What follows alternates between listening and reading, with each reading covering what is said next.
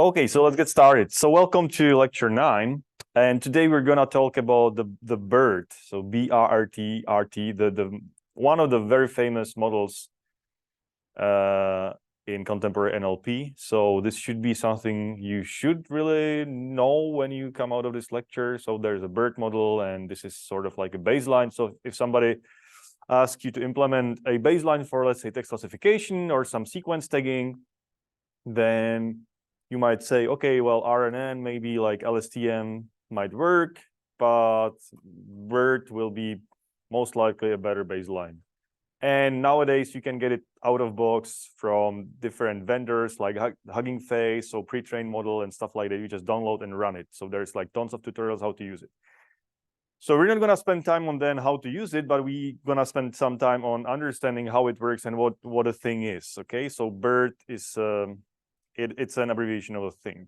Okay, so how shall we motivate actually what motivated researchers to come up with BERT in the first place? So if you remember, we had this thing called word embeddings, right? So we can, I mean, the most simple thing of representing a word is just one-hot encoding. So it has some issues. We talked about it quite a lot. So a better way of representing a word is using this word embedding, where you basically, so what was the word embedding again? So you take a word and represent it as a, what is word embedding? A vector, yeah. So it's like a dense vector representation of the word, and it has some properties. And the best property we have is, well, one of the desired properties is that similar words, whatever similar means, it's up to us to define, but similar words have similar word vectors. So they live somewhere close in this high dimensional space. But the main drawback was, if you remember, that they do not model the context. So if you have a sentence, so we had this ambiguous word. So the word, what was, I forgot the term now. A word which has various meanings, like the bank. What is it? Polysemic words, I guess, was the right word. So a bank has different meanings, but if you just use word embedding such as word2vec, a bank will have just a single word embedding all the time, regardless of the actual meaning of the word. And the words happen in context. So I sat on the bank or I went to the bank are two different meanings of the bank. Like one is basically where the place where you sit, and the other is the institution.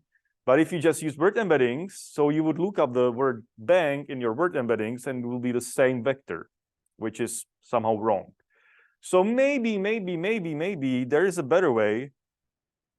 Well, what we actually want is contextualized token embeddings, right? So we need something where the word doesn't live just in isolation, it lives in a context, like the sentence, I went to the bank. And we want these word embeddings or token embeddings to somehow take this context into account. This is what we want, because it gives us better information about the actual meaning of this word in the context, okay? So this is the motivation.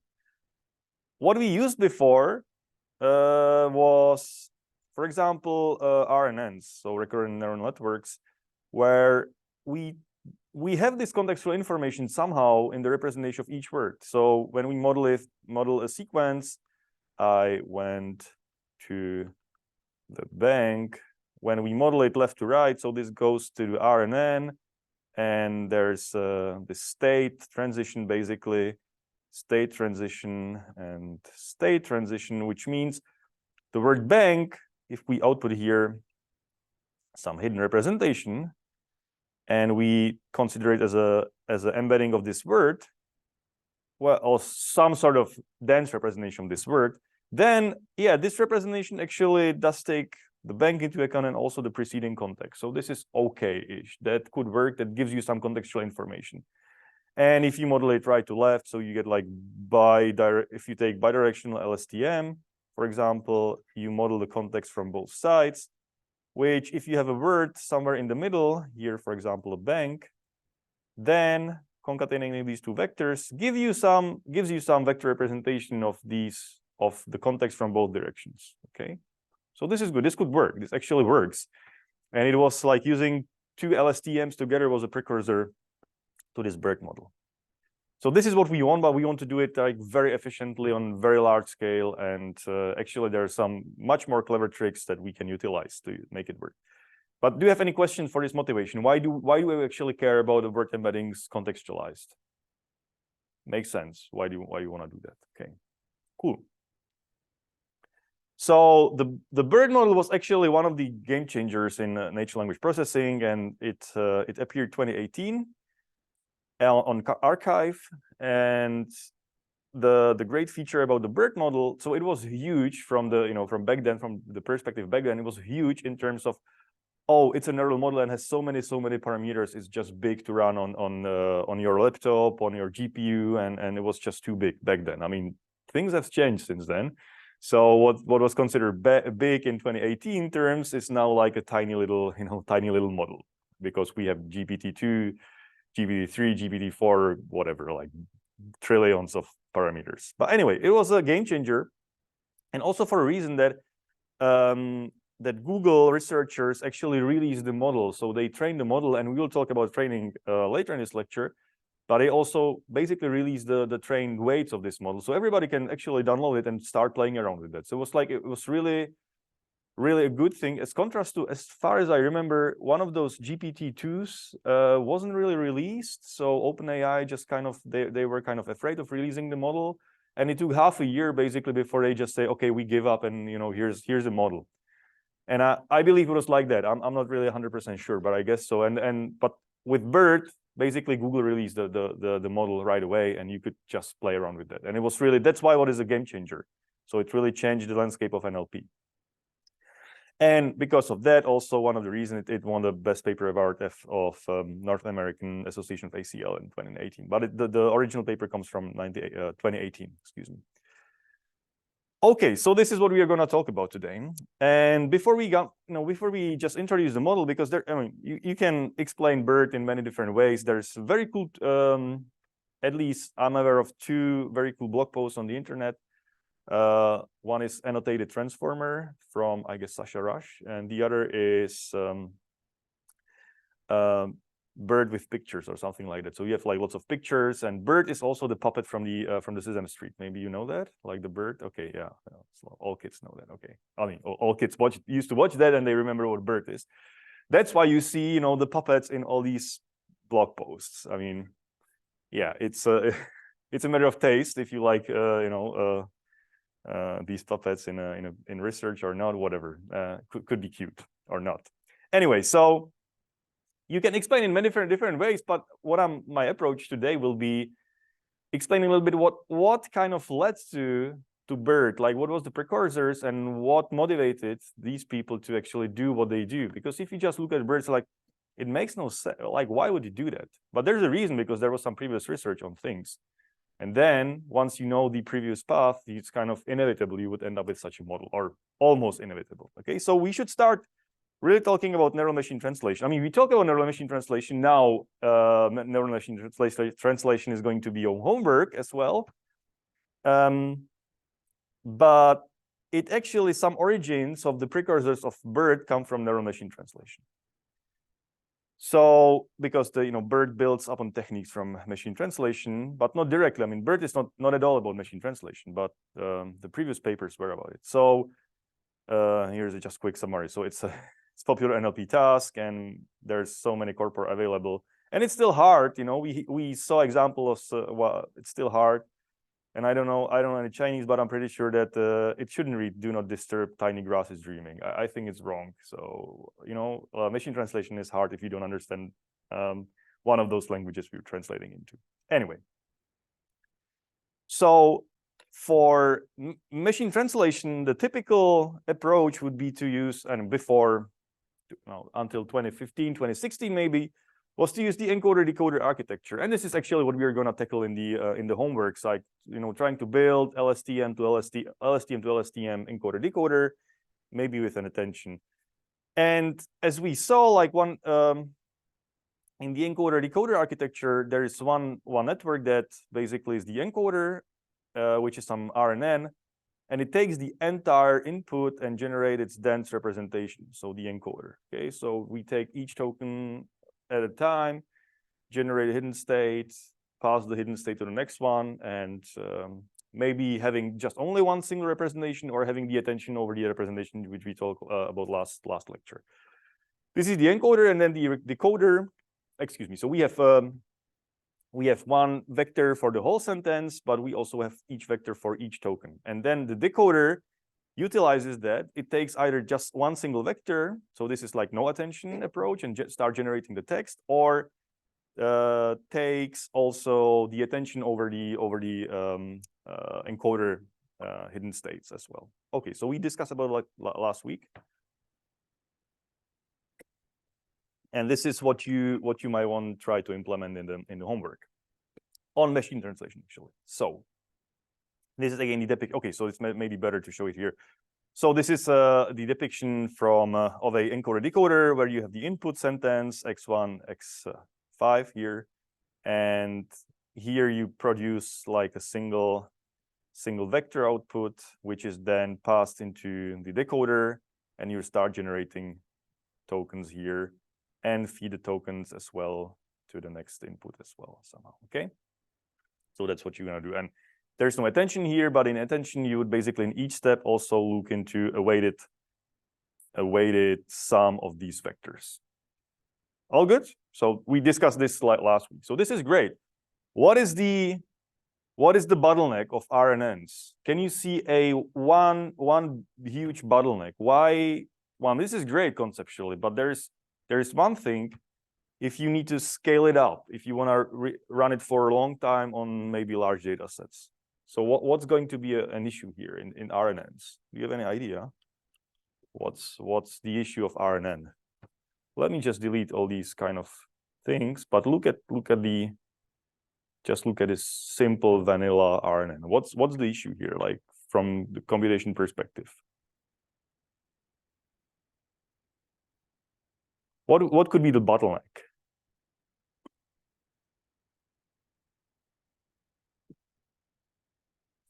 Okay, so 1, 2, 3.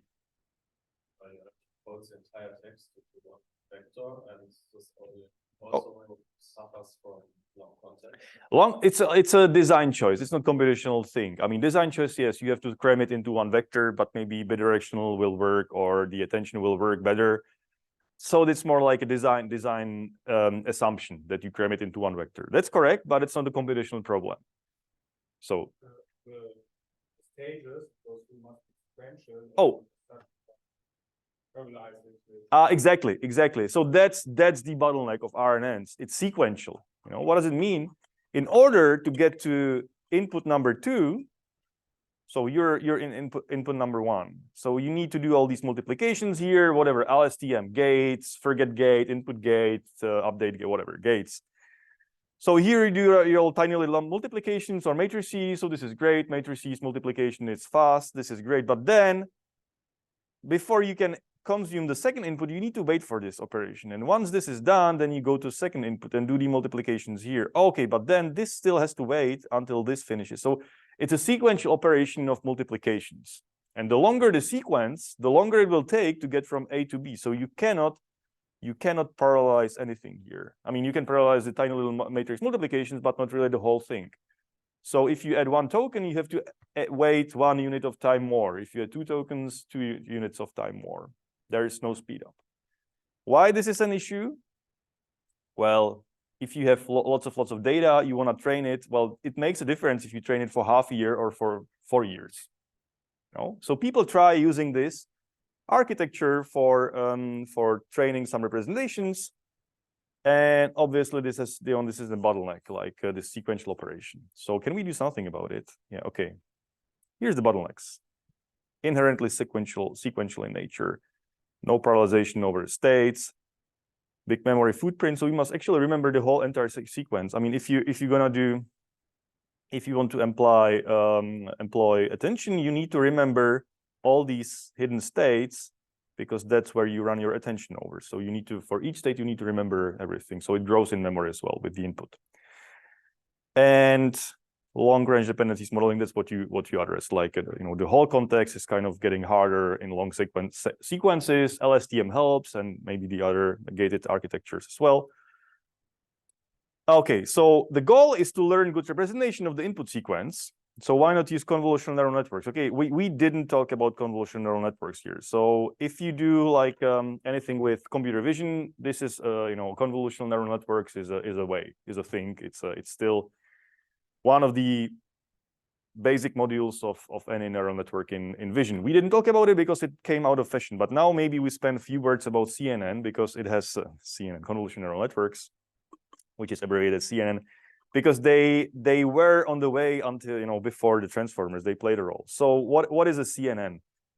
We didn't talk about it. Let me just try to give an abstract overview. So you have these are the inputs of your network. Okay, so x1, x2, x3, x4, x5. So this is the same like word embeddings. And convolutional neural networks works that you say I'm taking maybe a small patch of size 3. So you take three consecutive inputs and run some sort of function on them, which is called convolution for a reason, but it's a function. So which means it gives you some sort of summary or feature extractor over these tiny little patch. The thing is then that you run, let me change colors because I can. Then you shift this by 1 and run the same feature extractor on the next sort of shifted by one input. And then in the next step, you again shift this and run it on the third input and run some sort of operation. So the convolution, it's an operation which involves some multiplication and summations. Okay, so that doesn't matter. What really matters is there are some shared parameters in this function, which means you can parallelize these things. I mean, these are not, you don't have to wait to run this thing can be run in parallel with this thing, for instance, which means each of those tiny little convolution operations can be parallelized. Okay, this is the takeaway message. Like convolution neural nets are fast because these operations can be parallelized. You don't have to wait until you reach the next one in order to compute the other. So you can just take the whole input sequence and run in parallel very many of these tiny little patches, these convolutional functions. Okay, does it make sense? We don't care about what's happening in convolution. That's fine, but the main thing is that you can really run them in parallel. And of course, typically in convolutional neural nets, you repeat that over and over. So you go one layer up, and then again apply the patch, and again one convolution here, and again one convolution here. So if you look at this, it means that the deeper the network gets, the more context is basically taking into account. Okay, so in order to model the full sequence, the full length, you would need a deep network, right? Because you're growing just maybe one to the left, one to the right, so you need one more. So it's basically if you have it's a huge triangle sort of to get all the input words. You need a lot of layers to kind of get a representation of the full input. Okay, this is like an abstract view on that, but they are fast, so they can be deep. That's fine because they're fast, so you can train them very quickly. So this is convolution neural nets in a very nutshell, very simplified. Any questions? Okay. So people are thinking about, well, these convolution neural nets, I mean, they can learn some representation over the whole input. So, and they are just faster than recurrent neural networks. So can we use them for machine translation? And somewhere around 2016, 2017, people from FAIR, Facebook AI Research, just built basically convolutional neural networks for machine translation. So how they did that, they took the input tokens were the word embeddings. Okay, this is not new. Okay, so here, what's coming here is a word embedding. Word embedding. Oh, well, this is the same as in RNNs, right? I mean, we're plugging word embeddings to the network as the input. Okay, that's not new. Well, the issue here is in RNN. Okay, so what is the feature? What is a very cool feature about RNN is the input can have like varying lengths. right? I mean, RNN will consume like anything from 1 token to 1 million token, theoretically, right? Because you just consume tokens and go to the next state, and get the next token, the next token, the next token. This is fine. If we look at this sort of network, it is something like multi-layer perceptron. It's actually some sort of multi-layer perceptron because you have layers after layers. But this has a fixed length, right? So now we have a problem because our documents they have different lengths, but now we have a system that has a fixed length, but we want to plug in a sequence here. So this is like x1, x2, x3. So what we're gonna do, if you look at the next slide, maybe there's the answer already. Yes. So the answer is here. We have to make a decision, like a design choice. And we say, well, there is a maximum length. Okay, so this is really, it feels like we had this issue with multi-layer perceptron, so it was like fixed length size. Now we went to RNNs, which can do like any length of the input. So it looked like, well, it's a step, a step forward, like it's better. And now it feels like, okay, we don't care about the length. We just come like step back and say like everything will be the same length. So it seems like it makes no sense. Like it's kind of it's making our expressional abilities weaker, but it has some very, very practical consequences. Okay, so we're saying our texts, our sequences will have a maximum length.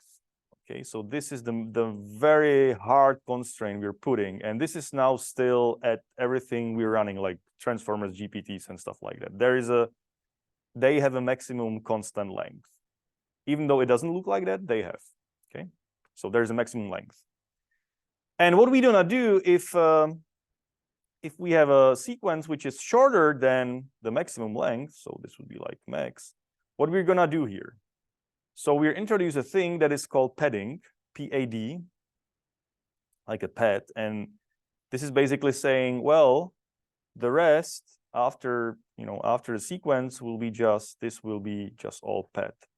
All the tokens will be a pad token. It's a special token, and it's mostly set to 0 for some reasons. Why not? So you basically say, okay, the cat set and hello. So you would say if your max length equals to 5, you would say 1, 2, 3, pet, pet, and 1, pet, pet, pet, right? So you reach the maximum of 5 tokens. This is what you're gonna do. So how do you know the maximum length? I mean, this is you have to decide in advance. Depending on your task, depending on whatever you do. So if you're working with, I don't know, tweets, it used to be simple. It used to be 140 characters. So you would say, oh, maximum length is like 140 characters. If you work with shorter, longer documents, you have to make a choice. So maybe look in your training data a little bit and make some design choice about the maximum length. Okay, so this is a big thing. Feels like really coming back from this unlimited input size of RNNs, but it has it influences the way we can train these things. Okay, so the thing is, we plug here the tokens here, the word embeddings, but now if we plug in word embeddings and okay, we didn't talk about the convolutions, but they just don't care about the ordering of things. So we are losing the positional information of tokens. So if you just plug the word embeddings into, for example, here, if we plug here word embeddings and run the convolutions, we are losing the information about the ordering of things. Okay, and there's actually proof, why is that so? But it's just, for us, it's important to remember that we don't know whether we have, what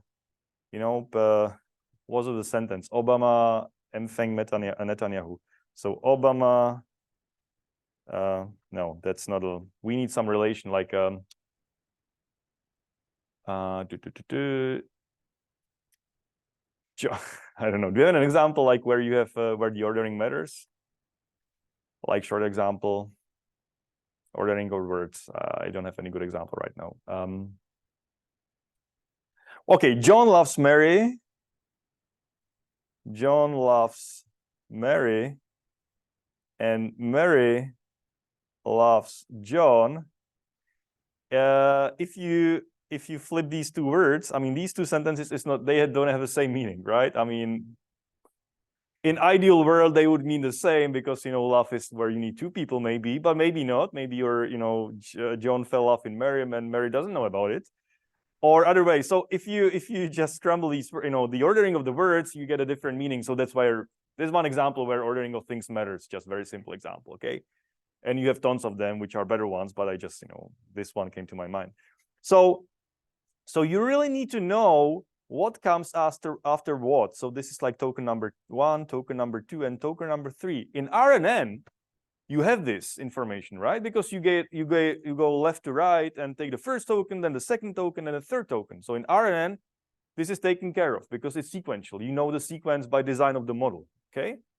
Here, if we just plug it into the convolutional neural nets, we kind of ignore this ordering. So it's important to plug it here. So the positional information is lost because we're just plugging a word embedding of each word, and then they're just somehow convoluted together. So is there anything we can do? So what these guys kind of introduced was positional embeddings. And the idea looks pretty simple. So for each input position, they would train another embedding vector. What does it mean? It just means like so what is an embedding? It's mapping from words to some dense vectors, right? This is embedding. Like a word John would be one hot encoding mapped to like 300 dimensions maybe. So this is great. There's a meaning of the word. What is the positional embedding? Well, you take position, like position 1, 2, 3, 4, 5, 6, 7, 8, and map it to a embedding. Nothing more. You basically say for position number 1, this is a position number 1. Okay, so position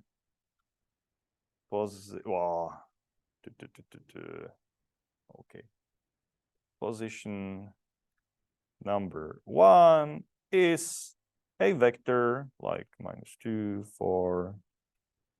This is it. Well, you can do that. I mean, you basically say, well, position number 1 is some vector, position number 2 is some another vector, position number 3 is another vector, right? I mean, you can do this. Why not? If this is just representing a position as a dense embedding vector. Okay, and they are different. I mean, these embeddings vector are different from each other, which means you can then distinguish which is which goes after each other.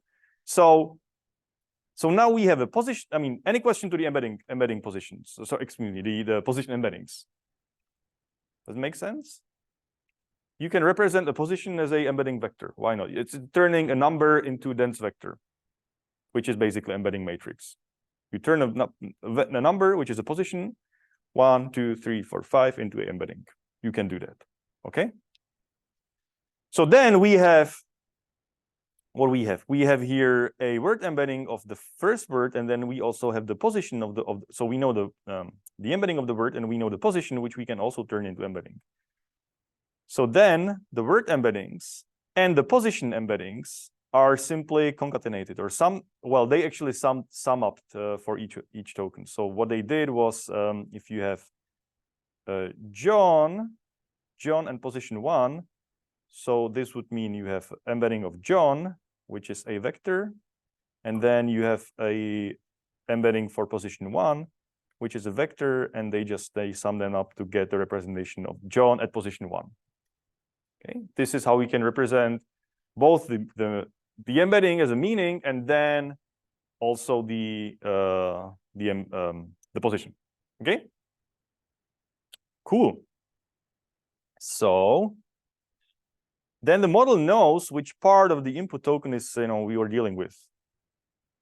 Actually, they try.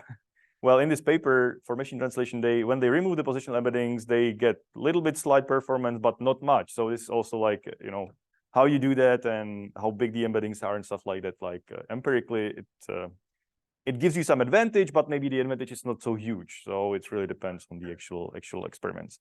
The thing is, so they were able to use these convolutional neural nets, which by design ignore ordering of words.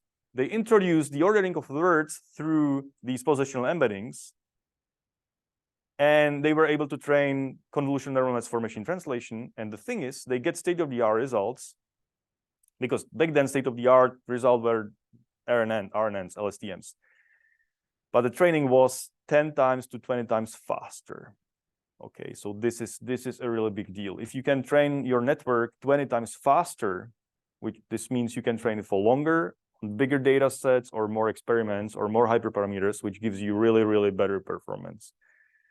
This is the overcoming the bottleneck of RNNs. The sequential ordering is really a bottleneck. If you can parallelize everything and run these patches, the convolutions in parallel in this architecture, it gives you really like boost in performance. Okay, so this is really an important part of like why won't you maybe forget LSTMs or RNNs completely, because it's just slow as compared to something which you can parallelize. Okay, so the takeaway message here from this machine translation experiment is like, if you can parallelize it, that's definitely better because it's going to be faster. If you can take into account the ordering of the tokens, because you're modeling sequences, it will give you some better performance than just not taking this into account. Okay, these are two takeaway messages.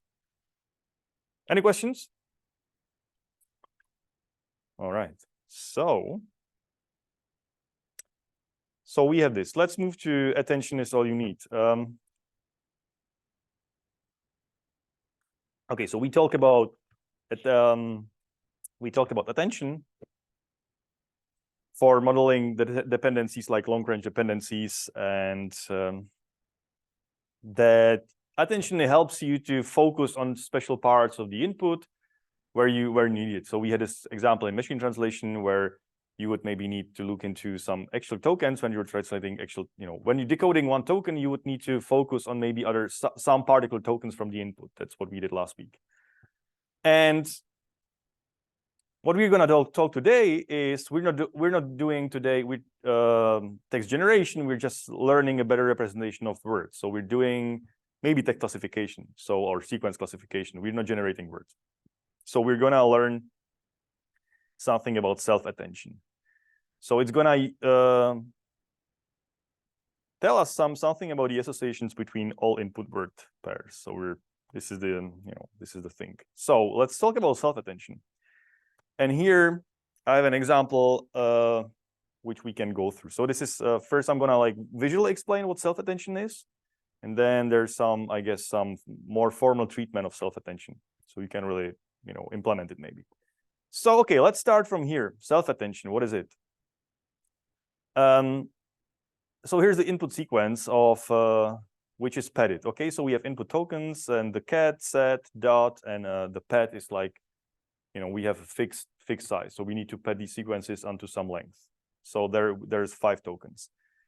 Okay, so then we take basically, we know there is some sort of embeddings from each word. So each word has some sort of embedding, and it could be like word embedding, it could be the word embedding and positional embedding, could be something else. But there's some representation of all these things. Okay, so there are vectors of each of them. Okay, so we have these 5 vectors. So it's like a latent representation.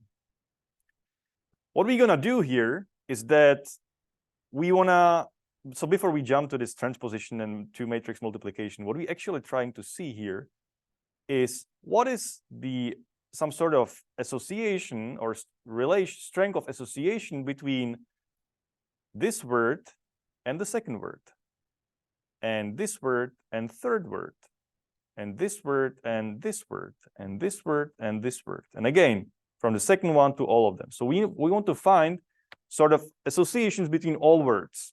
Okay, if you remember, so how did we do like sort of a strength of association of words? There was one operation we had for measuring association of two vectors. You remember that? The dot product. Yeah, the dot product was telling you like what's the strength of association of two vectors. So what happens? How do you do a dot product between H1 and H2?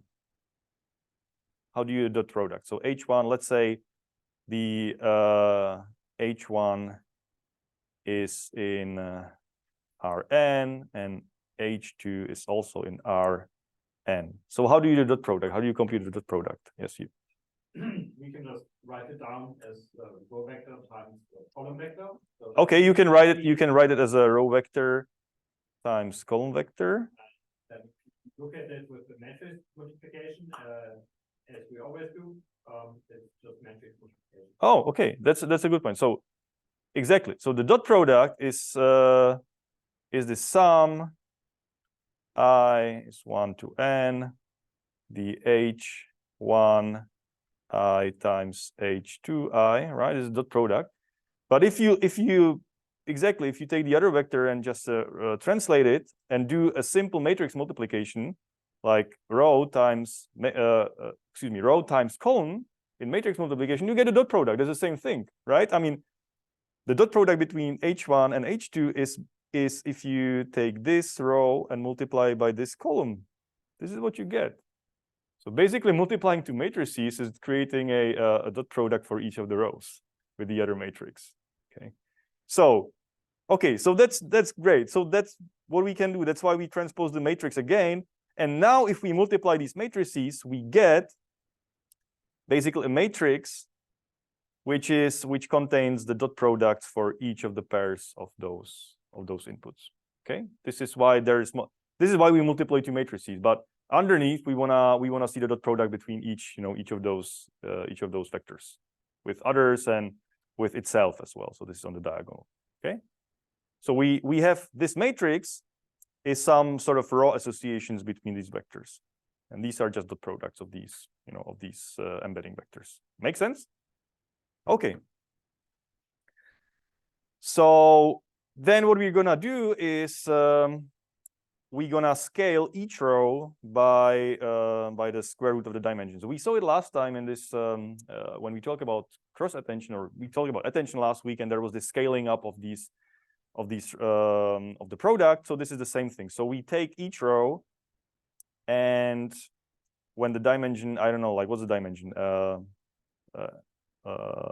H. So we're gonna just basically divide each item by square root of h. Okay, so basically element wise, well, basically multiplying this vector by 1 over square root of h. So we can multiply a scalar by a vector by a scalar. Okay, so we're getting like raw associations, and we scale them down by the size of this embedding matrix. Okay, so we get raw associations. Make sense? So we have dot product of each with each other. So it's strength, raw associations. So then what we're gonna do is to run a softmax per row. Okay, so again, remember, and we have this dot row associations from the last slide. So this is this matrix, these associations, scaled down, and these still correspond. Each row corresponds to one token from the input. So it's there's a meaning of that. And what we're gonna do is to turn this sort of raw associations, which could be some dot product scaled down. So it could be, I guess, any real number basically. It could be any real number. That's true. And we're gonna scale it down into 0, 1 and make it a probability distribution. Okay, so we wanna make this into some sort of histogram. So small association. Oh, these two words have high association, and these two words have small association, and these two words have maybe a little association. Okay, so we're turning the raw association, which are just some numbers, from minus infinity to plus infinity. We turn them into a sort of probabilities. So how likely are these two words to be associated with each other? Okay, so this is where we run softmax, and we run it per row. So here it's gonna be a histogram. Here it's gonna be a histogram. Here it's gonna be a histogram. So what does it mean again? Well, it means that, for example, this value tells me that the third word set is associated. There is some probability of being associated with the first word, right? This also corresponds to words like the cat set, because it's we multiply the matrix, and now we have a square matrix. So the association of word set with the word D is going to be some number between 0 and 1. And maybe it's going to be high or it's going to be low. But it just tells you the strength of association. Okay? All good? Any questions? Okay, so it means like each row, basically, each row sums up to 1. And we have these association strengths. Okay, so this is the second, so row per row softmax.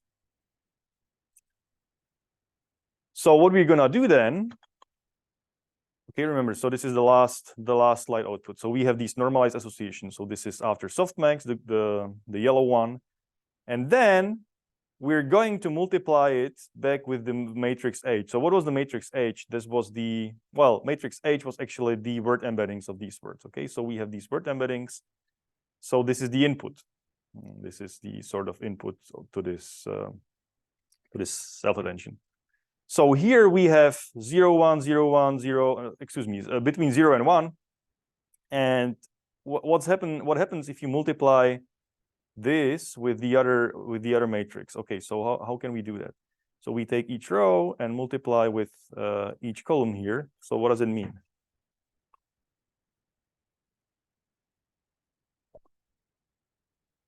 Okay, so what does it really mean? Well, these are between 0 and 1, and we multiply this, basically take this row, multiply by first column, by second column, by third column, and so on, which gives you the first number here, the second number here, the third number here.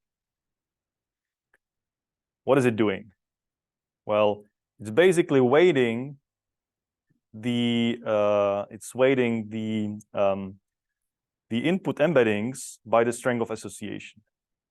Okay.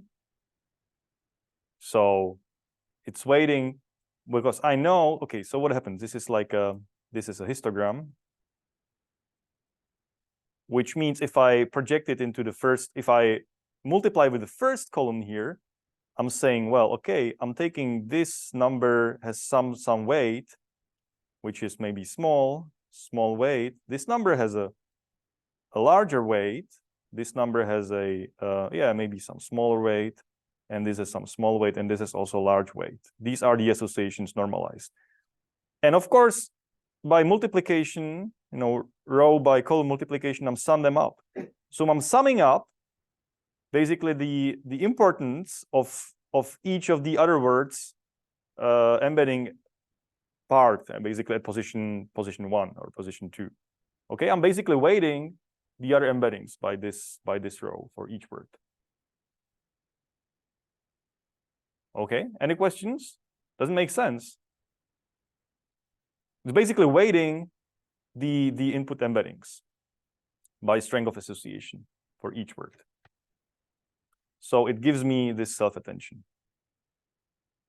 So this is basically a weighted sort of reweighted embeddings, which are reweighted according to strength of association of each word with each other word. Okay. Make sense? Oh, okay. Maybe give it some thoughts. Okay. So we have this self-attention. So each position in the layer representation of a token is weighted by the association strength with other tokens. This is what we're doing here. And we do it by multiplying matrices. But as you might remember, we had basically it was like strength of association was a dot product here. We then normalize it. We scale it down, then normalize through softmax, and then use the softmax outputs to basically reweight again the input embeddings. Okay, so this gives us a self-attention. So what we're gonna do next, we have the self-attention, and we're gonna add it up to the original embeddings. So this is called residual connections. Okay, so it will be clear later why we're doing that, because the self-attention gives you the associations of each token with each other token. So okay, what is it actually here? What we end up here is that we have some information. Each token has some information also from the other tokens. Okay, so why are we doing this? Because we want to learn all tokens some sort of contextual representation of them. So each token should know something about every other each token, and that's what we're getting through here, right? Because the dot products does tell you something like each token has some strength of association with this token and this token and this token. It tells you how strong the association is, which means if you reweight the original embeddings by the strength of association, you get some information about the other tokens in the embeddings. Okay. I hope it's clear enough. If not, just really give it some thoughts and do like maybe like this multiplications. Yes, you have a question, or maybe you have some other thoughts about it. So we don't need Q and V and matrices yet for the self-attention in BERT. They'll come later, okay?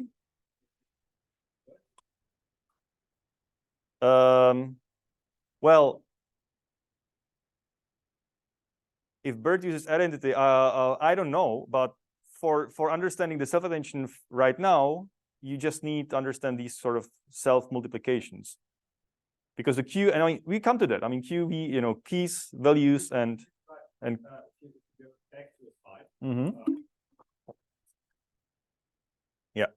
Maybe with BERT it's different. Maybe they use this library with 2 times the A effective, 1 times the 4 times the plus.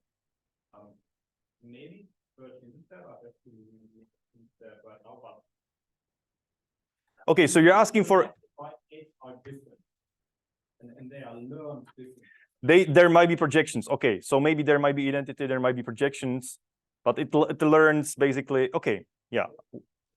The difference by learning how they are different, by learning how they are generated by the original data. Okay, so basically this is, well, as far as I remember, both H and these transpose are, this is learned, but these are same. I guess they're in BERT they had identity. So because the query and key was the same. And they might have the same projection. If not, we'll come to this actually later. I mean, this was just to showcase that the self-attention is basically a strength of association, you know, and visually somehow try to do that. We do it like very in detail in 3 slides later if it does address your concerns.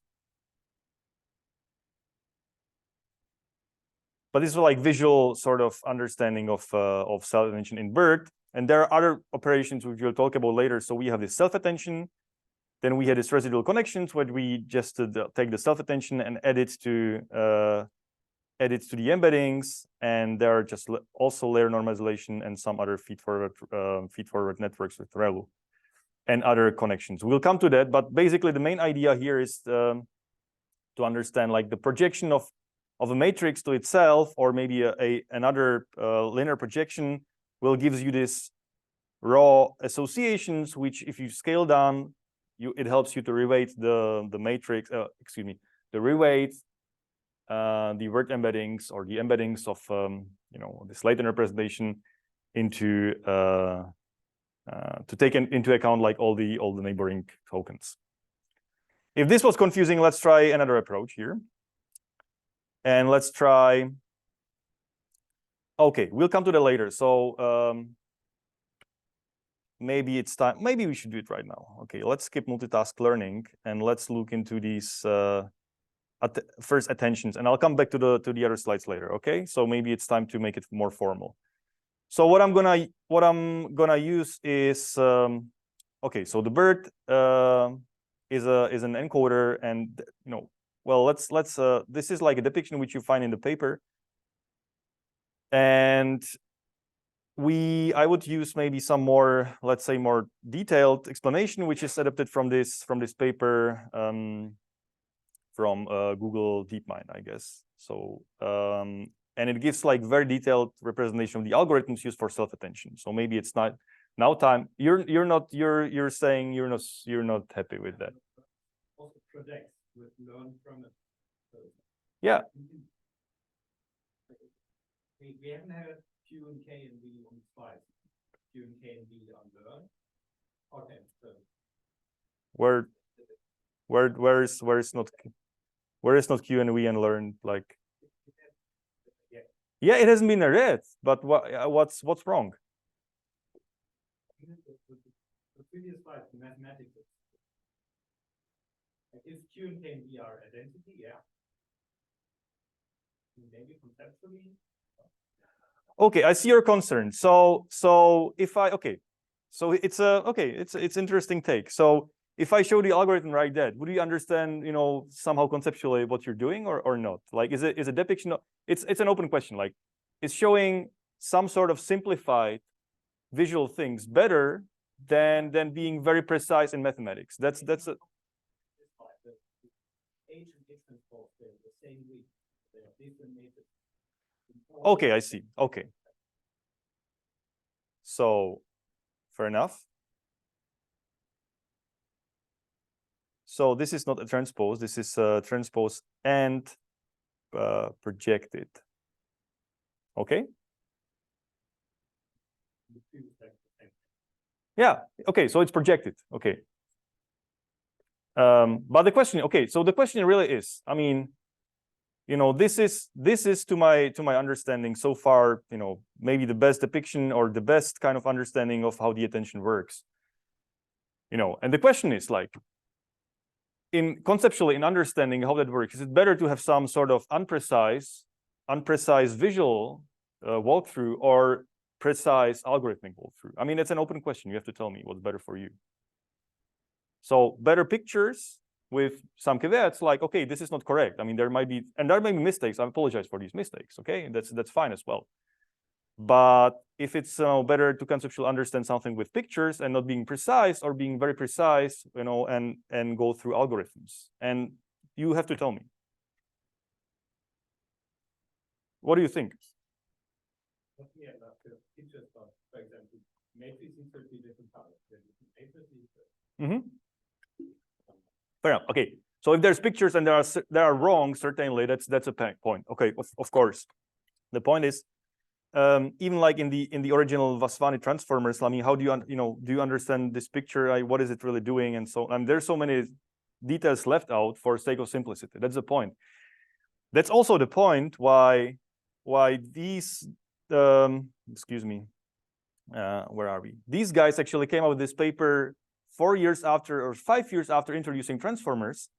They say, well, all these papers on transformers cite back the original paper from 2017, where there is some sort of description, but we lack really like a formal description of these algorithms. So, and if you really, dig deeper in the details of the Vasvani paper, you learn something. And then in BERT, they're saying we just use encoder.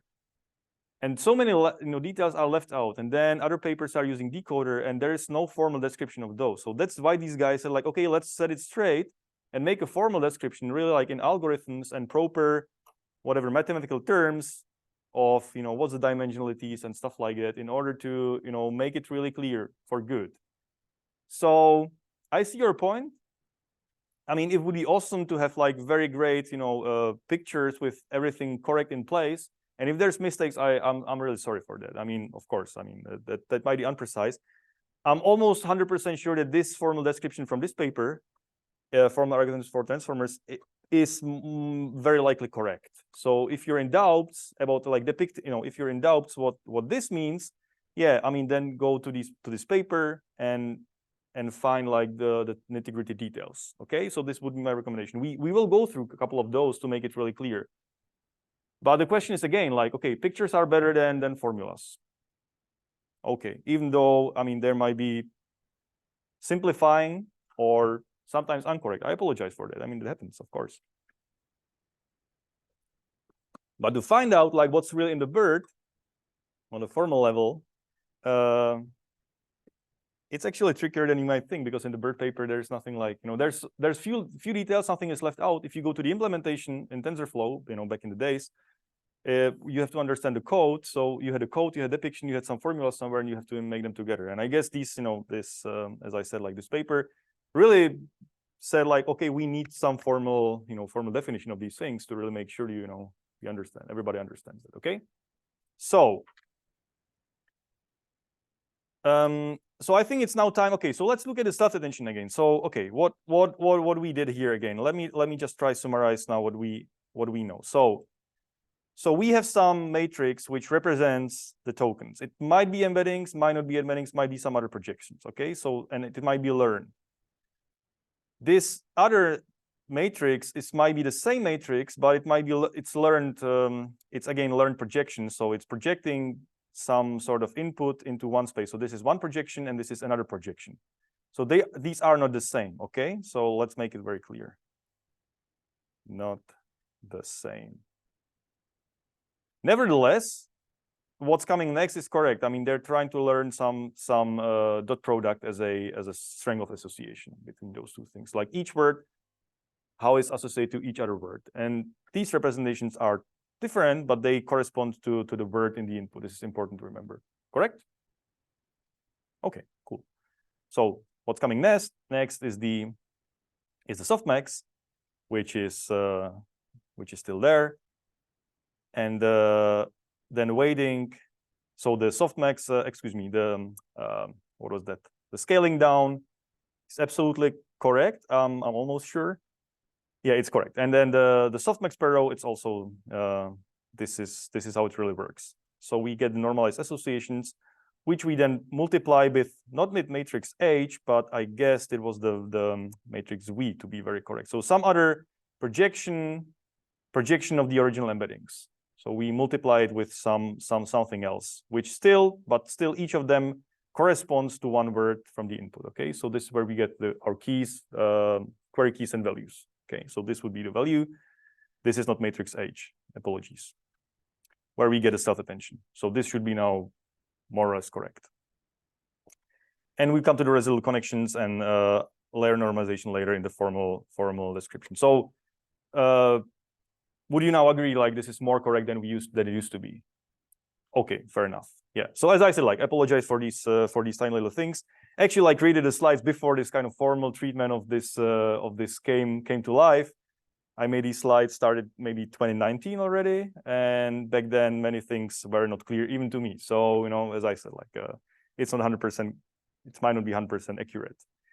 But it should give the gist what we are doing, like the string of association of each word with each word. This is the most important thing there. Okay. So where were we? Let me just think about like, okay, we talked about self-attention, and I guess it's time to look at. So what do we have here? Excuse me. Okay, so this attention head. There are several ones. We come to that, like why we call it multi-head attention.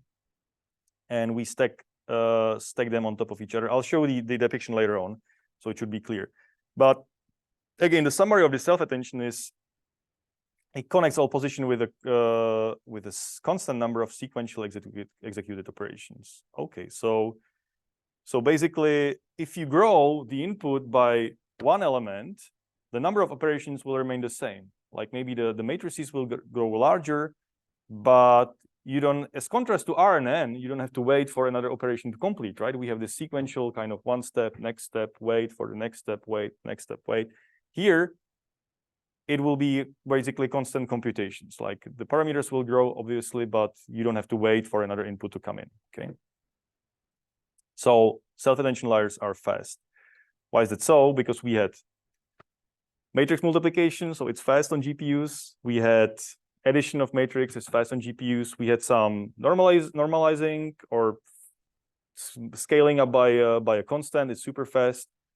What else? I guess that's it pretty much. Or we have the softmax. Yeah, okay. So it's maybe not that fast, but it's doable. So it's an operation which you can compute very fast, independent of the size of the input, basically, roughly. Okay. So this is why it's better than RNNs for these reasons.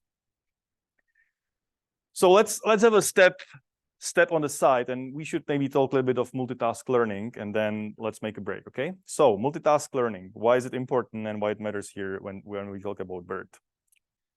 So if we have so far we talk about supervised learning where we have a network where we had this inputs and we had a single task, such as sentiment classification. So we had, these would be like maybe word embeddings or back of words, and then this is a network, somehow very naively depicted, whatever. But this is like the input layer, some layers in between, and there's some tasks to be performed, like a binary prediction.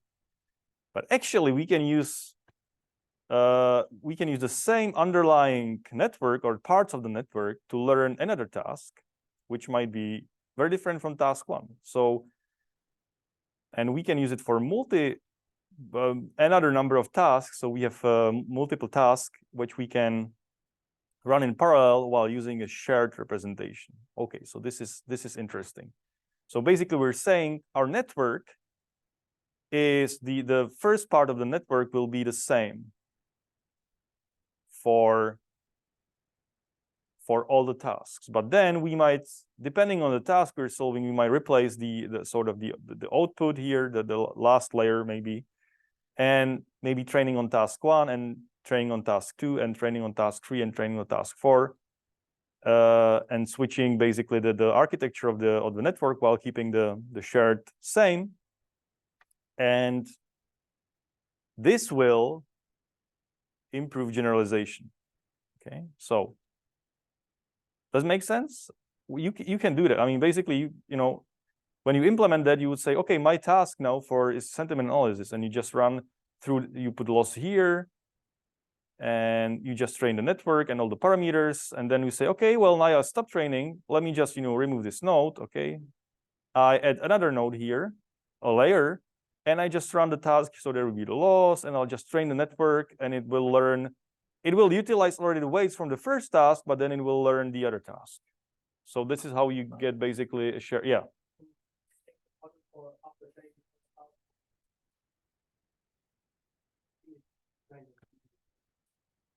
So the question, yeah, that's basically an experimental question. Like, so you learn the weights on task one, and then what happens if you learn task two? So maybe task two might benefit from task one. So you might learn some low level, so sort of say like low level features that are beneficial for task two. So if you train task two, you already know something about things. But it's really up to you to design what these tasks are. And if they have nothing in common, maybe it's a bad idea to learn like shared model. If they have something in common, maybe it's a good idea to learn it. I think I have an example here. So in NLP, so basically, that if there's so this is paper from Andreas Sogard and Yoav Goldberg from some years back, but they tried the multitask learning in NLP where if there's the existence of a hierarchy between these tasks, right? So the task one and task two have something in common, and maybe task two should utilize something from task one. They use this network, which was deep, and in some layers here, they add a task for like external task for part of speech tagging. Okay, so here, so this is the input layer comes part of speech tagging. And you train maybe first on part of speech tagging, or maybe you just do one step on part of speech tagging, and the second task was a syntactic chunking. So syntactic chunking means you have a chunks of text, and there have some syntactic role in the sentence, like known part would be like syntax chunk. Okay. So, and the idea here was that if you train these two together and one of them is somehow lower in the hierarchy, so it learns these weights, learning these weights on part of speech tagging will give you a benefit for this higher level task if the syntactic chunking. Okay. So this is where you would kind of, they would benefit from each other. So multitask learning doesn't work all the time, but it works in some cases. Okay. So does it answer your question? Okay, cool. You have a question. Oh, what is this for like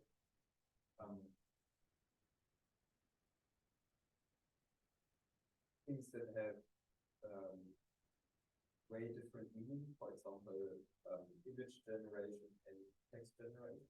Does that work? Yeah, it might work, it might not work. I mean, that's you know, that's what I said. Like, it's an experimental question. Like, will multitask work? And I remember talking to people back in 2016, 2017. Like, actually, there's no benefit for many tasks, like for multitask learning. And then some other people say, like, yeah, well, it maybe depends on the architecture, the task, the data sets, and stuff like that. But it's a paradigm. I mean, if you look here, 1997. Okay, so it's been here for a long time, right? It's not new. And this is 2016 saying like, okay, it works a little bit here on this task, part of speech tagging and chunking. Okay, so the question, you know, which two tasks to take together, it's really design choice, and you have to be clever to make decisions. But what I'm trying to say here, like a conceptual level. So this learns some shared representation, and maybe these two tasks might be helping each other in learning better representation. Okay, so because then you can do like transfer learning. So you basically learn on task 2 and do transfer to another task. This is the idea, transfer learning. You learn on one task and use it for other tasks. Where could this be beneficial? Like, what do you have to, if you have one task and the other and you want to learn something? I think it's the example you shows that quite well. Yeah, okay, but why? Some task first, and on that task can do the next. That's true, and there's one very practical consideration here as well. So if you have task 1 and task 2, maybe, and pre-training on task 1, and then go to task 2, one very practical consideration, which might really help you. Very pragmatic. So you want to learn some representation on one task and go to another task. So what do you need for the first task? Like the hierarchy is one thing, but also like one very practical thing. Do you have an idea? Yes, I mean, you need to change your output node, like different. Of course, these are just architectural choices. But one very practical consideration when you have to do it like for real. What do you need for task 1? What's better? Tons of data. If you have a lot of data for task 1, so the task 1 could be something very simple, but you might have like a lot of data. It might learn some very good representation, which if you go to task 2 where you have little data, it will benefit from this pre-training of the model on the task 1, and you have a better cold start. So you don't have to learn everything from scratch. Okay, it's transfer learning. You learn on something where you have tons of data. It can be unlabeled or self-labeled or self-supervised. Okay, well, now we're getting somewhere. That's why I'm talking about it. It's like you pre-train on something where you have tons of data, and it learns some shared representation. So when you go to next task, it will know something about the world, so to say, and then maybe you will benefit. The task will benefit better. And all the other things, like you have to have different output nodes and different, make sure that your vote labels matches the output node and the losses and the architecture. Of course, that applies. But the practical advantage is like if you have tons of data, which will be the case. So there was a before BERT, actually people try to do this, like learn a sentence representation on a task, and then do a transfer learning on some others. So here they used, what is it, infercent? I don't remember. Okay, anyway, they used a natural language inference corpus, which is big, I think like 500,000 instances. So like textual entitlement, does this text entails this hypothesis? Quite a long, and they learn on this task entitlement a network, and then they use it for paraphrase detection, which is whether one sentence is a paraphrase of another. And since they have like lots of data for the natural language inference corpus, they use this pre-trained model to learn on this corpus, or use actually on multimodal caption image retrieval. So something also combining maybe images together. And having this pre-trained on this task where you have a lot of data, and the task is somehow, entitlement is somehow in relation to 2 sentences, help them to get better performance on these 2 other tasks. Okay, so this is another example of this multitask learning and transfer learning. What they used was LSTM, so maybe it was too slow. Okay, so let's make a short break, 7 minutes now, and start at 9:33 again. Okay.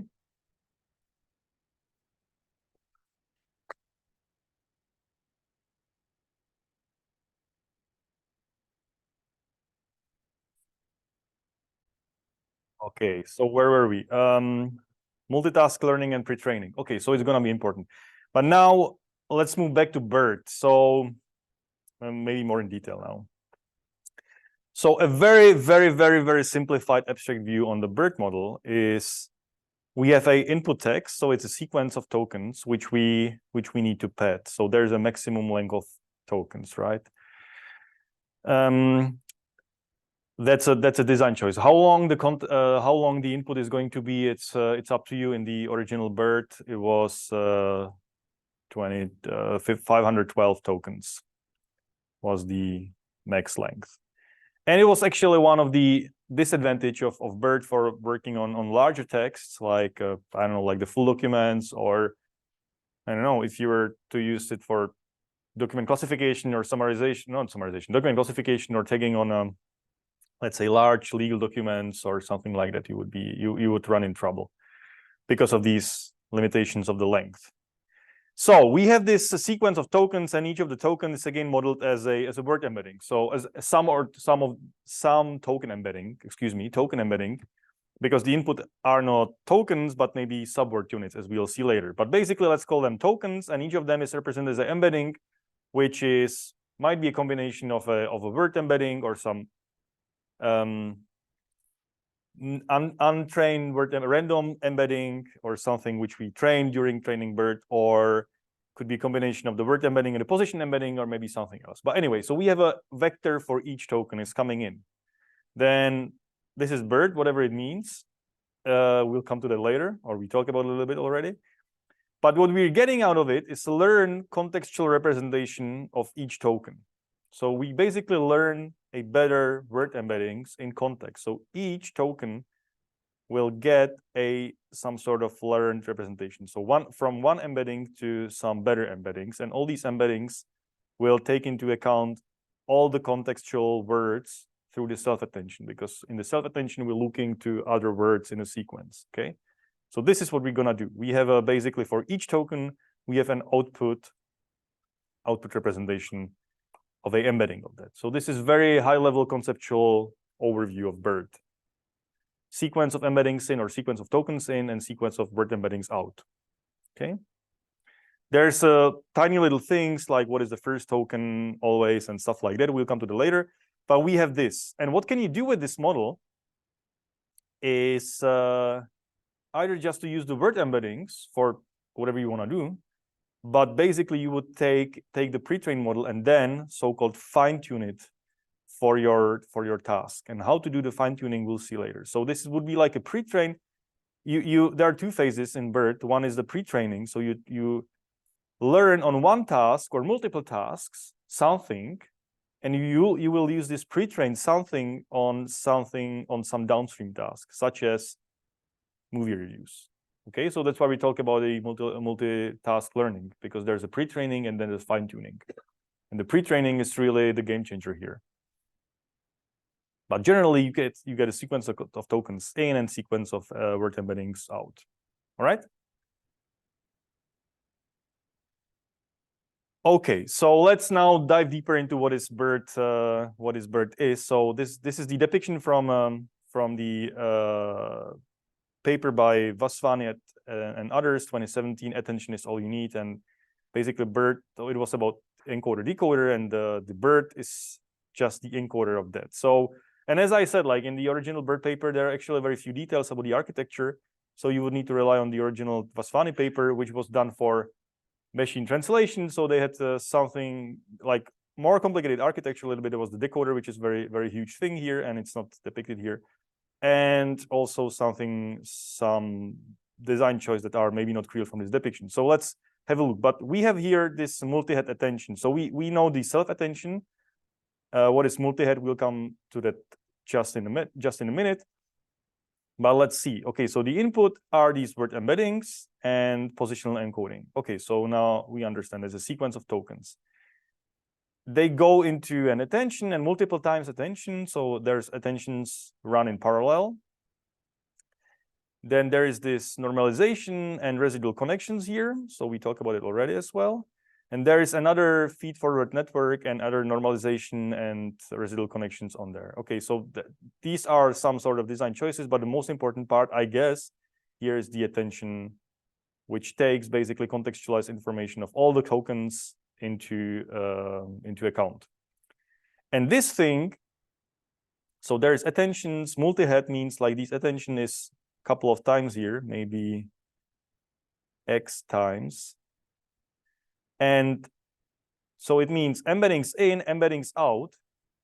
So this thing is stacked on top of each other n times. So there would be another thing, the same one, and another up to 24 times for the BERT large. Okay, so it's a very huge model, and each of these sort of layers, BERT layers, learn maybe better and better or different representation of the BERT embeddings of the input, or token embeddings of the input.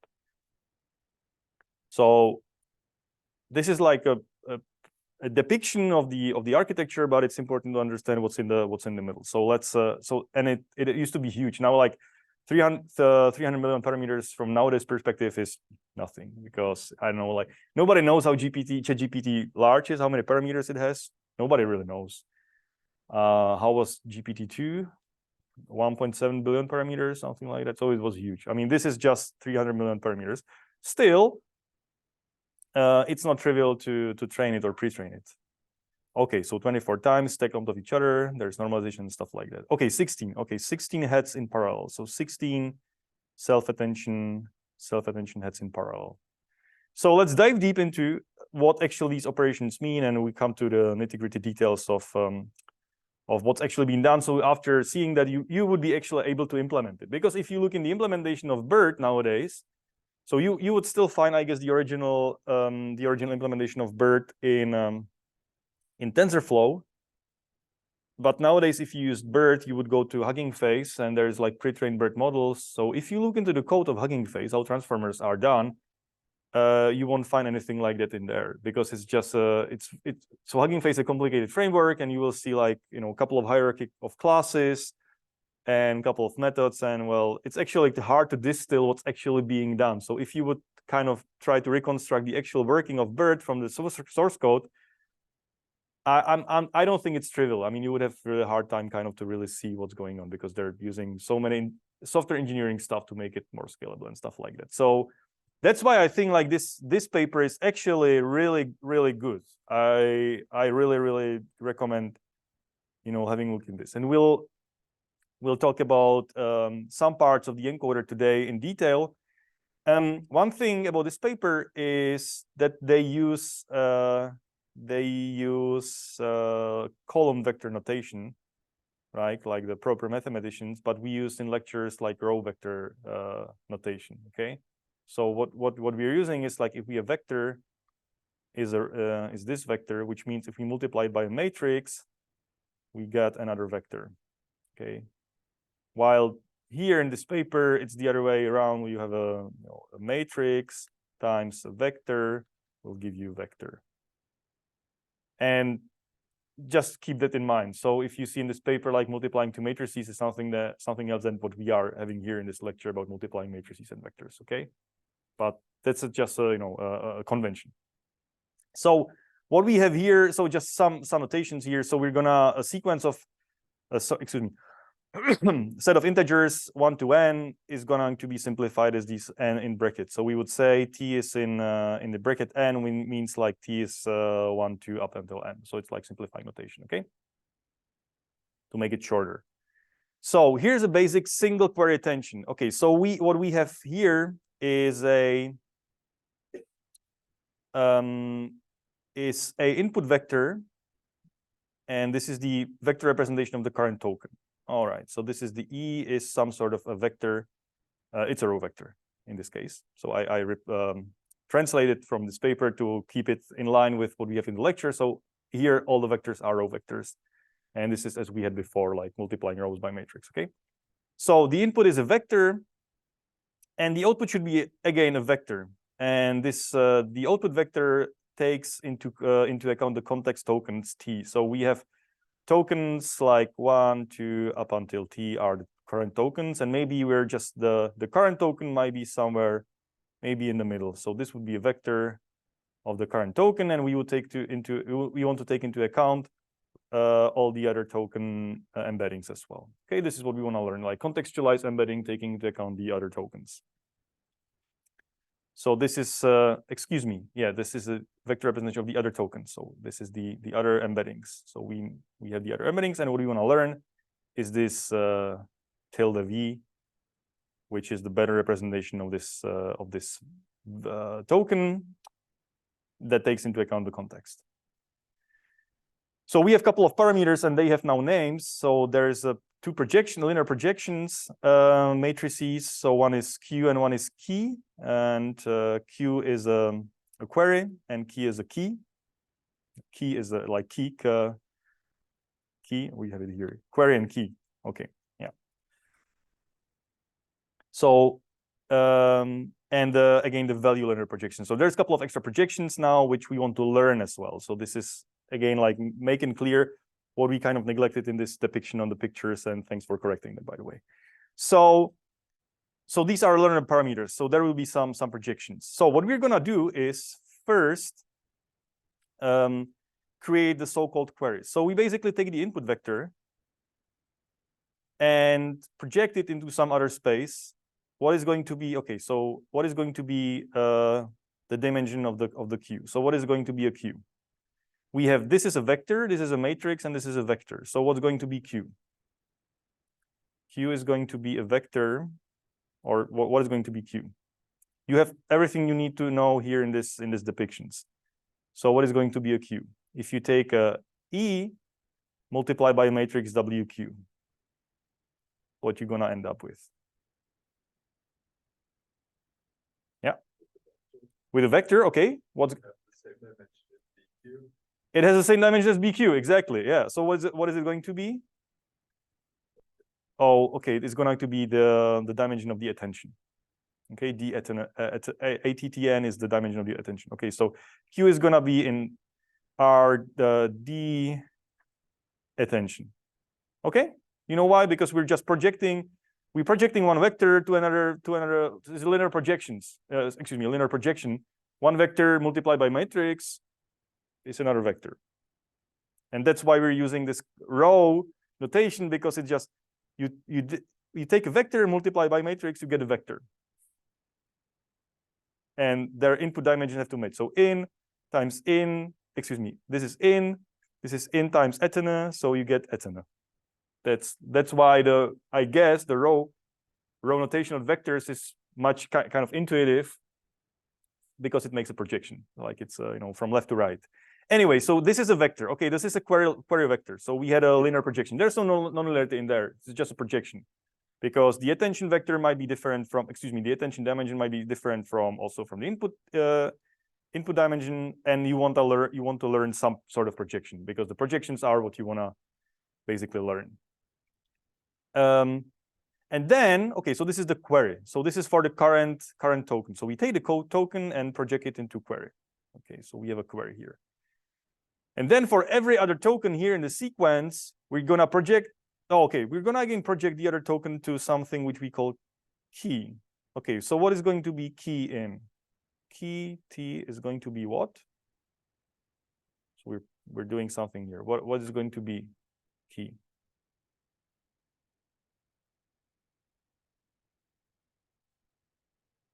You. It's gonna be a vector. Again, it's gonna be a vector of the attention. Okay, cool. Why? Because the W key and B key has the same dimensionality as the Q vector, as the query vector. Okay, so we're projecting also everything into a space of the same dimensionality. These are not the same spaces, because the projection matrix of keys and the projection matrix of queries are different. I mean, we learn different projections for queries and keys, but they will be in the same dimensionality. Okay, so Q and key are same length vectors, which means in the next step we can make a dot product here for each of those. So basically now we're iterating over T. So let's say T is 1. So now we have this expressed as a key. So key and Q. Okay, and now we can do the dot product between these two, which gives us the strength of association as we had before. And so this is one of the operations we had before. This is the strength of association between these two vectors. So this is one part. Then we're gonna scale it down by the size of the attention, by the dimensionality of the attention. So this is the scaling down of the dot product. Okay, so scaling down. This is scaled. And the whole operation is here with exponentiation and over, summing up over everything else is basically a softmax. Okay, so we first make the dot product, then do the scaling, and then do the softmax over that. So this is one line. All the three operations we had depicted in 3 different steps. Now it's basically one line of code here in this pseudo algorithm here. Okay, so this is how you get, for each t, you get some alpha. So you would be waiting for a weight. This alpha would be a weight for this token t. Okay. Any questions so far? Okay, so multiplications and dot product here and scaling. And then, oh, okay, and we have another thing. We have the value, which again is what's going to be value in. So the value is this ET vector. So the vector of maybe now the first one, and we're gonna project it again to some other space. So we were projecting here the ET vector to the key, and now we're gonna project it into value as well.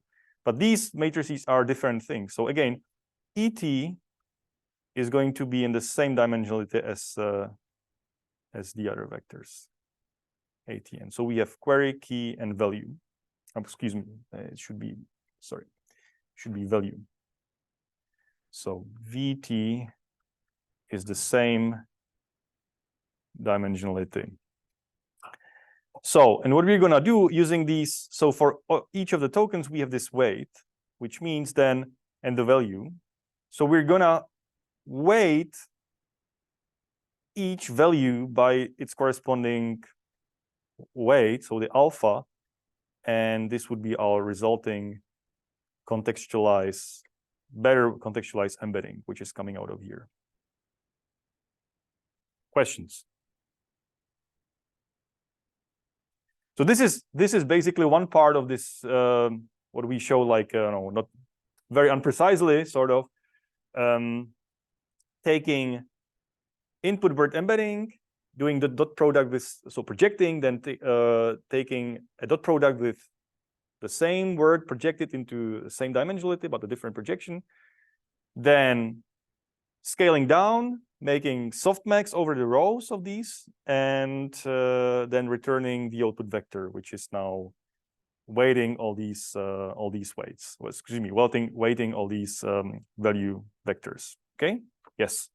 First, second. Okay. Why does ET has to be the dimension of the attention? Shouldn't it be, can decide that? Should it be out? Oh, okay. I don't see why. Excuse me. This is that's a good catch. That's a good catch, because WVV is the out.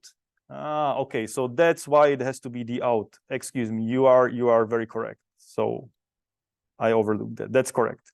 So the WT will be the D out, which is different from the attention. Yes. Good catch. Yeah. Excuse me. So you have another one. That B is the vector representation of the token in the context. How do I transform this into a token?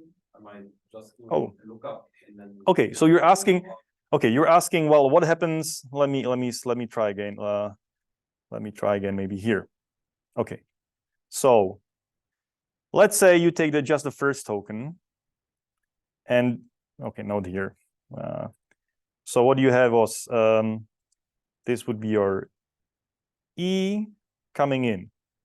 So then after this would look at the other tokens and do some weighting and all the stuff we had before. So you get the V tilde, was it? Which has maybe a different dimension. So this is the in and this is the out. So basically everything which happens, in this algorithm is somewhere in between, and you're getting another vector here. And your question was like, what you gonna do with that? So What do you think? What can you do with that? A representation that is not really sort of the mangling of many of these internal representations. Yeah. Some of them, Exactly. but it's weighted, so maybe in the vector space it's near some other.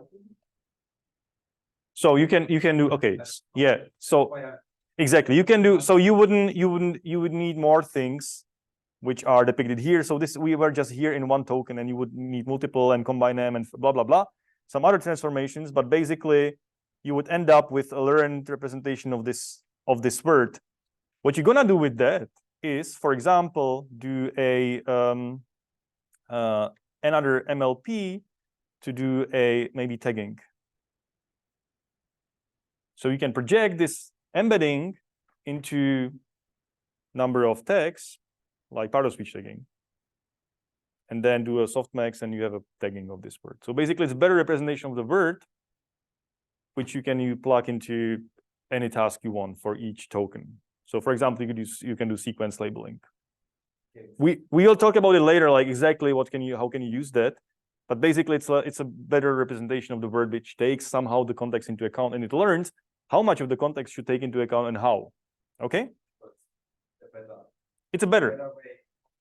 way. It's a much better way of embedding. It's a contextualized embedding. Like if you don't have this, you can take a word embedding, and whatever you can like do MLP and project tag. That's fine. It will do something, but you're losing the context. So that's what you want to overcome. Okay. Any other question?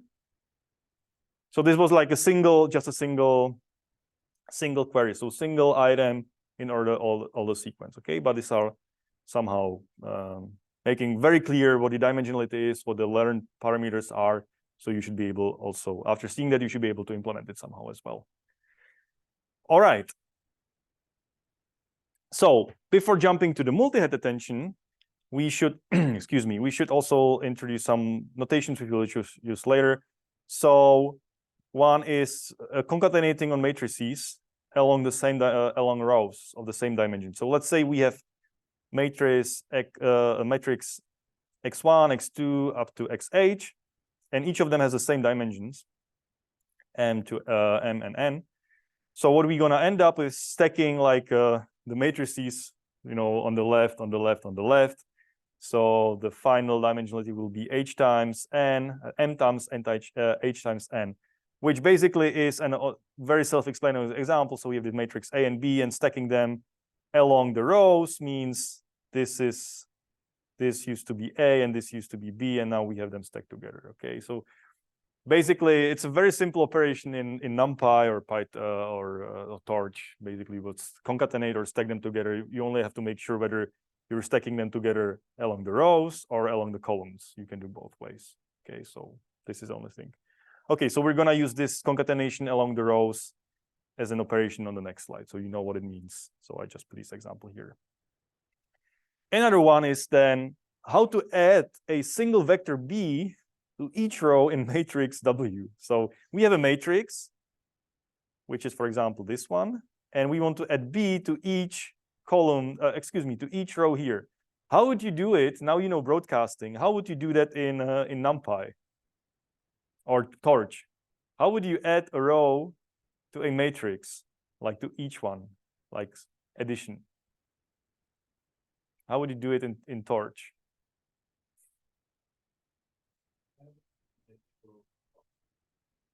Exactly. You write x plus b and it will broadcast for you. It will be. So we talk about broadcasting here in the exercises. So which means like you can if you have addition, it automatically broadcasts along the dimensions if the dimension match. To do it mathematically, and it's also in the paper which I referred to, like the formal algorithms, there is some tricks where if you want the operation like plus, if you do in mathematics, if you do here we have W. Well, why is the W and not X? Okay, excuse me, should be the same letter. But anyway, let's call this X to make it clear. So in mathematics, you cannot write X plus B because it's a matrix and it's a vector. You cannot add them together. Okay, so if you want to do it correctly, you need to somehow introduce vector filled with ones, and then multiply.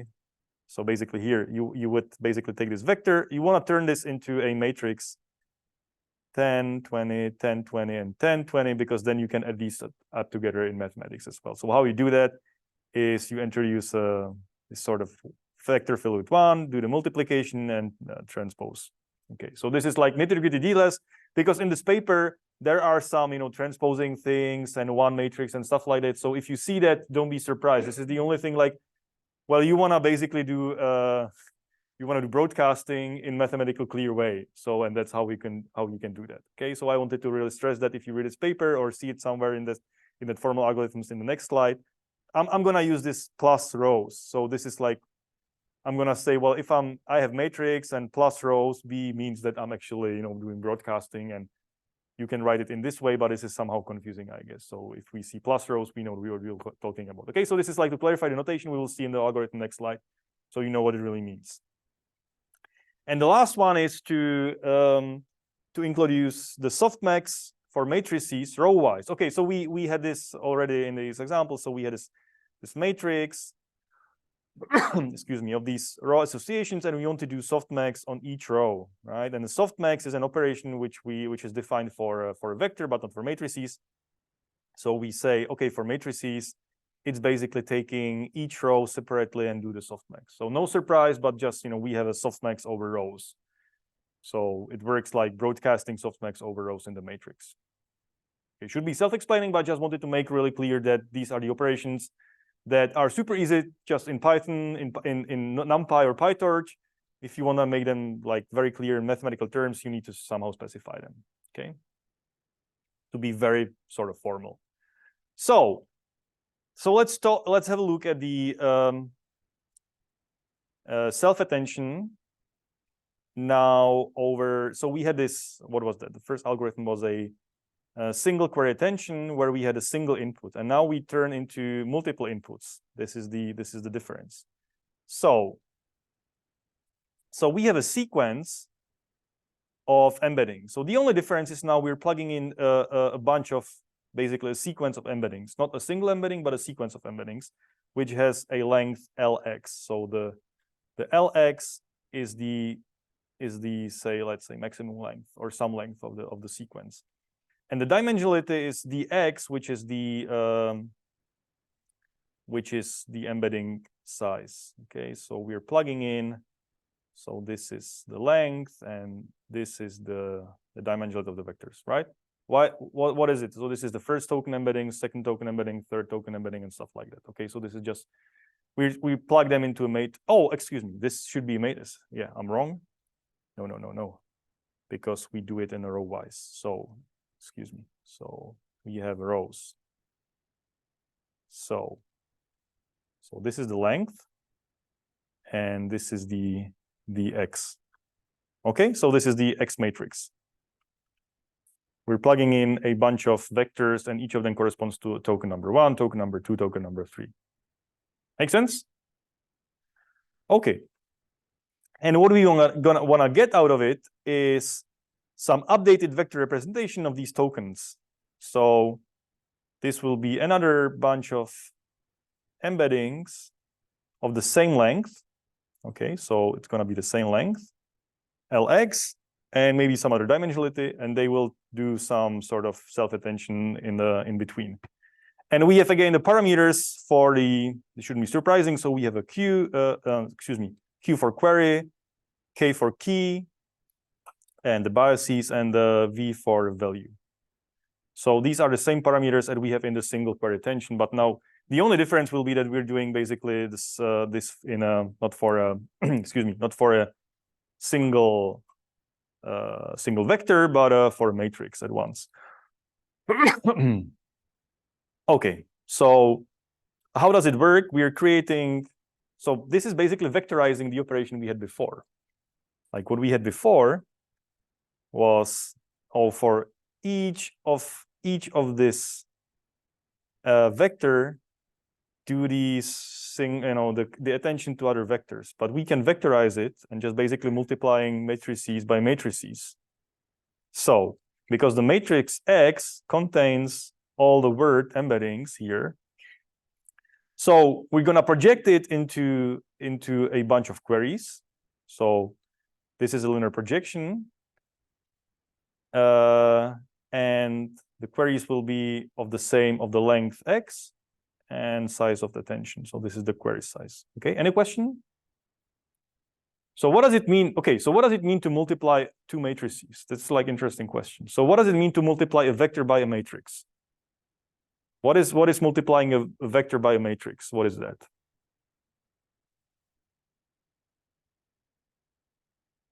Yeah. Go ahead. We can see that as, for example, each row is dot producted. No, but so sorry. You take a vector and multiply by a matrix, not a matrix by matrix, just a vector by a matrix. What is that? Each Yeah. row of the matrix is converted to one dot product with the vector. Each column. If you have a vector times matrix, you take this and make it like yeah. So this is a linear projection. So basically it's a linear map. Multiplying, so this is a linear map. This is telling you how you project this into another space. So if we have matrix by matrix, it might mean different things. It might mean like you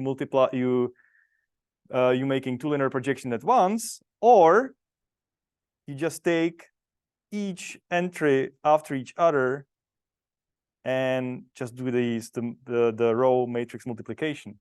That's the trick. So if you have just a vector in and multiply by matrix, you get a vector out. If you have two vectors in, multiply by each of the matrix, you have two vectors out. If you have whatever here in, you get the same number out. And that's why we're doing this as a matrix, right? So this doesn't mean like matrix by matrix multiplication can mean different things. What we mean here by that is we're taking basically each input independently. I mean, these are independent in a way, like in this multiplication. We take each of them, multiply by the matrix, and get it projected. That's it. That's why it's vectorized, basically. So these are just input vectors. This matrix, the X matrix, is different from this W matrix by meaning. So the W matrix, it's really a linear map. It tells me like how to project a vector to another vector. The X is just a bunch of the input vectors. Okay, so like there's a substantial difference in these two matrices. Represent them as a matrices is somehow convenient, but just that you know, well, like they mean maybe something different. Okay, so we get basically here a bunch of queries for each, excuse me, for each token, we get a bunch of queries. So this is the, I use the addition per row wise. So we basically project into the space of the attention and add a bias. So this is projection into all the queries. We project again the input to the keys, and we again project the inputs to values. Okay, so there's three projections basically each. This is embedding times, let's say the query matrix gives you queries. X times the key matrix gives you keys. X times value matrix gives you values. So we have these three projections, and they have, okay, so for these query and key, they are in the same dimensionality, and the value is as we had before, and thanks for catching that, was the D out. So this is different dimensionality. So we project all of them. What we're doing here then is this dot product again, right? Remember we have this dot product, like each vector, each row with each column, dot product, strength of similarity. Now we're doing that as a matrices. And again, what does it mean? We take a vector dot product with another with a column gives you a strength of association with this column. Vector times the other vector dot product with the other vector gives you a strength of association with the other one. So this is how you do it, just multiplying two matrices. This is a dot product basically on steroids because you can just parallelize and express it as a multiplication of two matrices. But what it really means is computing a dot product of each row with each column. Okay. So this is this part. Now the result is going to be scaled again down by this square root of 1 over square root of size of the attention for reasons we talked about already. This is just scaling down, but this is the dot product, which gives us a scaled score which is this square matrix. Okay, so we had it in the depiction before as well. So the square matrix of the length of the input. And what we're gonna do now is, for this squared matrix, we're gonna apply the softmax on rows on this. So this is gonna be turn our matrix, the row associations, into those I would say normalized or probability expressed associations, and we're gonna multiply by the output by the value, which gives us the output. So this is basically vectorizing. So we could run this using single query attention and then repeat this like for each key, right? For each, not key, excuse me, for each E in tokens, do this. So this is like a for loop, but since we can express everything as matrices, this gets very, very much simplified, and that's also fast because at the end of the day, we're just multiplying matrices here. The true meaning means, okay, there's some dot product of these things and scaling down and stuff like that, but this is expressed as a matrix multiplication. This makes it super fast also because multiplying matrices is super fast on CPUs and GPUs, like just much faster. Okay, so this is important for those of you who know the transformer. So there is no masking. We'll talk about masking maybe in the next lecture, but this is self-attention. So this is self-attention because the key and query and value are the same input. Okay, so this is what BERT is using. Any questions? So is it now very clear for you as well, like where the query keys and stuff like that? So this is it. Okay. Any other questions? All right. So the self-attention, remember, it was just one part of the BERT encoder. Let me just come back to this. Oops, sorry. No, the other direction. It was a part of. So we had this self-attention here. And the multi-head attention means, okay, we just discussed this thing, like the attention, self-attention. So we need to talk about multi-head and all these normalization. So let's have a look. So we know how to do self-attention and how to do multi-head, bidirectional again. So unmasked is the same thing as before. Bidirectional is the same thing. Multi-head, okay, multi-head is new. And I highlighted the new things as compared to the previous one. I highlighted the new things with the yellow background. So what are we gonna do? We have the same input, bunch of vectors.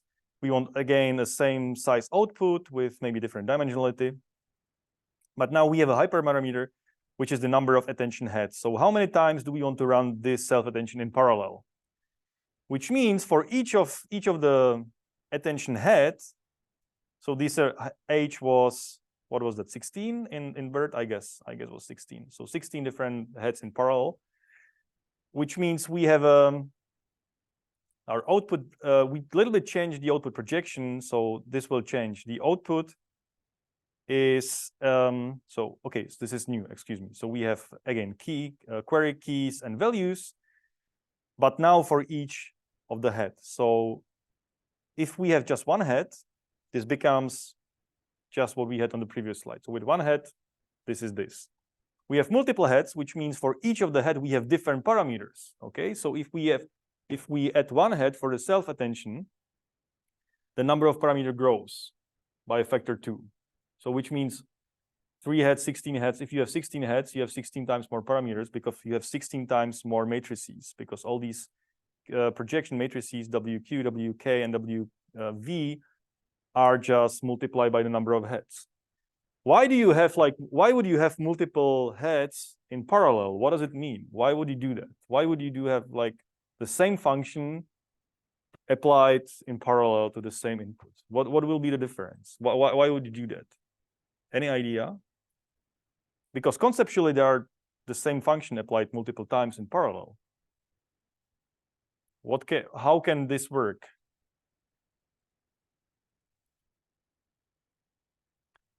So the key is these weights are initialized randomly, which means they will be different for each of these heads. So we initialize the weights for first head, you initialize the weights for the second head, and they will be different. So different random initializations, which means after training, they will learn something else, most likely. Okay, so these parameters will be different. For the first head, the weights will be different than the parameters for the second head, and it will be different from parameters for the third head. So they will learn something else. Each of the heads will learn something else. What is something else going to be? Who knows? But it just learned something else and something more. Okay. The parallel is actually to convolutional neural nets, where you just have these patches multiple times, and each of them is initialized differently. But anyway, so you have different heads, and each of the head is the same function but has different parameters, which means they will learn something else. And the idea is that you combine these heads together after doing this projection. So what we're gonna do? So we have these parameters for each head and the input. And for each of these heads, we're running basically the attention as on the previous slide. Okay. So what we had here, we run this for each head. So we run this query, key, and value, and all these self-attention.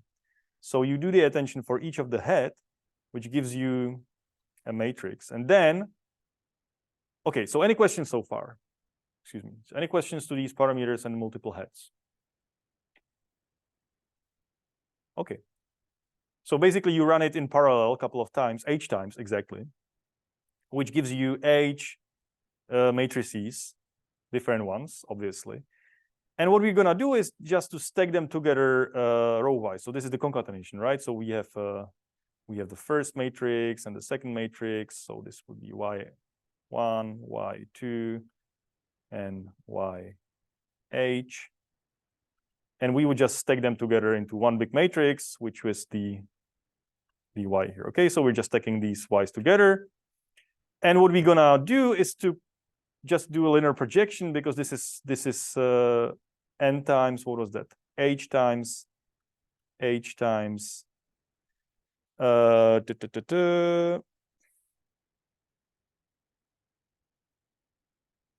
it correct? I hope so.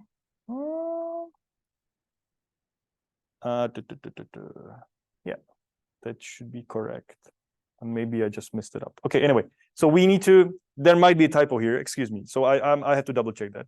But the idea is that this is a concatenation of matrices, and we want to project it into something smaller, which fits our output dimension. Okay, so we need just to project this concatenation of all these matrices, where we had for each of the head, we have an output. We stack them together and project it to something smaller. That's the main idea behind this. And I might have messed up here the actual dimensions by translating from the column-wise to row-wise. So I'm not sure. I have to double check that. So, which gives us the output as we want it. So again, what we have here is say, oops, here. So bunch of vectors in, self-attention of multiple heads, and bunch of vectors out. But here we don't run a single attention head, but multiple attention heads, and concatenate them together. So this explains this multi-head attention. Okay, so we have multi-head attention. So let me just finish very quick. Okay. Then there is one extra operation, which is layer normalization, and we haven't talked about it, but it's somehow a standard thing, not only in BERT. So let's demonstrate it on a single vector. So let's have a vector E. It could be an output of a layer, so just a vector with some numbers in there, and it should be so dimensionality D, and we want to get another vector, which is the same dimensionality, but it's normalized. So what does it mean? So there are some parameters. We might ignore them for now, but the main message is here. First, we find a mean of the sample mean, or the average, basically average value of these values here. Okay, so we basically sum up all them together and divide by D. Okay, that's why we find like the mean value, a sample mean. Then we use this for estimating a sample variance of this. So the V is going to be sample variance, where it's just it's actually a biased variance, but it doesn't matter. It's a formula for estimating sample variance basically applied here. So we find the mean and variance of this vector, And then we're gonna scale up each value by the mean, do the offset by the mean, so centered by the mean, and scale up by, this is a standard deviation. So this is scaling up by a mean and standard deviation. And what we can do is to, what was that? Element-wise product. So we can shift each one by the hyperparameter and offset each one by the other hyperparameter.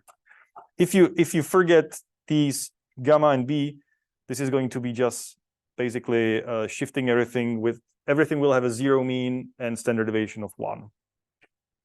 Okay, so this is, I think it's a standard thing in machine learning as well. If you have features, you want to scale them and have like a standard mean of standard deviation of 1. So this gives you like, if you have, I don't know, everything will be very high values, will be down centered around 0 and have a standard deviation of 1.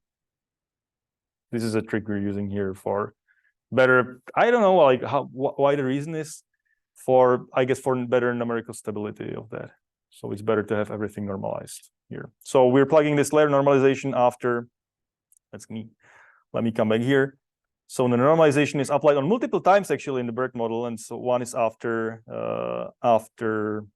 the residual connections. So after multi-head attention, we normalize everything. And again, normalization will be after another feed-forward network. Okay, so this is one extra thing we haven't talked about. And BERT, it's actually very simple. There's a couple of other stuff we are not going to touch into detail. And I would highly recommend you if you're really interested. So the algorithm for BERT, once you know this multi-head attention, is quite simple. It's just, I guess, like 10 pages. And I would suggest you to have a look into this paper. Highly recommended reading to really understand the nitty-gritty details of this depiction we have. Okay, so I'm afraid we still have 15 slides left, and I guess we should maybe continue next time because it would be just in rush for today. So next time we're gonna talk about the actual pre-training of BERT and how can you use it for the downstream task. So we spend quite a lot of time to understand the actual attention, how it works, the self-attention, unmasked self-attention in BERT. But I guess it's important to spend some time on doing that, like to see why is it just about like matrix multiplication? I mean, matrix multiplication could be many things. Now we should understand what it really means. We're actually looking at strength of associations of each word with each word, and these words are projected, and we do it multiple times, and we stack these whole thing multiple times, which gives us just much better representation. So what you should remember maybe from today is, well, not this, maybe yes, maybe not, but maybe something like that. So you have tokens in here as embeddings, and you have some much better embeddings out here. So this is the bare bone idea of BERT. How that works, how we train it, we'll talk about it next time. Any questions? All right, good. So thanks a lot, and have a great weekend.